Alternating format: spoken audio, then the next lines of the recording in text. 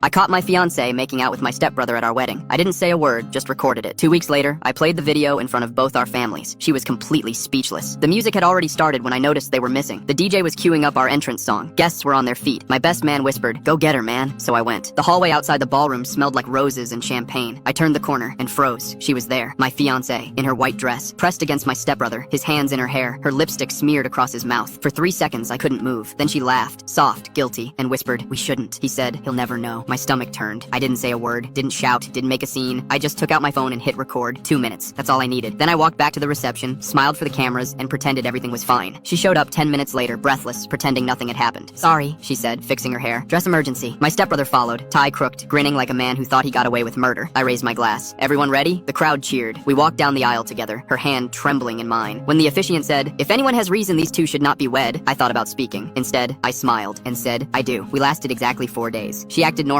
calling me honey, kissing me goodnight like she hadn't destroyed everything, but she kept sneaking off to run errands. Same perfume, same nervous laughter when I asked who she was texting, so I played along. I needed time and proof. I backed up the video, made 3 copies, one on my phone, one on my laptop, one on a flash drive in my safe. Then I called my dad, told him I wanted to host a family dinner. "Just close family," I said. "I've got something to share." He sounded proud. "That's my boy. Starting your marriage right, if only he knew." 2 weeks later, everyone gathered in the dining room. My parents, her parents, my stepbrother. She looked nervous, but tried to mask it with her usual charm. "What's this about?" she asked, smiling too hard. "You'll see," I said. I dimmed the lights, plugged in my laptop. A big flat screen on the wall flickered to life. The room went silent as the footage played. There she was, in her wedding dress. And there he was, my stepbrother, kissing her like the world was ending. No music, no words, just that awful sound. Her gasp, his whisper, "He'll never know." The silence in the room was absolute. Her father's jaw dropped. My mom covered her mouth. My dad went pale. And my stepbrother, he just stared at the floor, face burning red. When the video ended, I hit pause. "Now," I said, voice calm, steady, almost gentle. "Does anyone have something they'd like to say?" She stood up shaking. "It's not what it looks like. It's exactly what it looks like," I said, her eyes filled with tears. "Please, let's talk privately." "No," I said. "You made it public the moment you did it there." On my wedding day, my dad turned to my stepbrother. "You filthy—" I raised a hand. "Don't. He's not worth it." Then I looked at her. "You could have told me. You could have ended it before humiliating me in front of everyone I love. But you didn't." She started crying, voice cracking. "I made a mistake." "No," I said. "You made a choice." I opened the folder beside me. Inside was a stack of papers. "Annulment," I said. "Signed this morning." She froze. "You— what?" I slid the papers across the table. "Congratulations. You're free to be with him now." My stepbrother's face twisted. "I don't— look, it was just— don't bother," I said. "You're dead to me." He opened his mouth, then closed it again when my father stood up. "Get out," my dad said quietly. "Both of you." She hesitated. "Please." "Now," I said, standing. They walked to the door, her sobbing, him silent. When they stepped outside, I followed. She turned one last time. "You'll regret this. You still love me." I looked at her, calm as glass. "I loved who I thought you were." Then I shut the door in her face.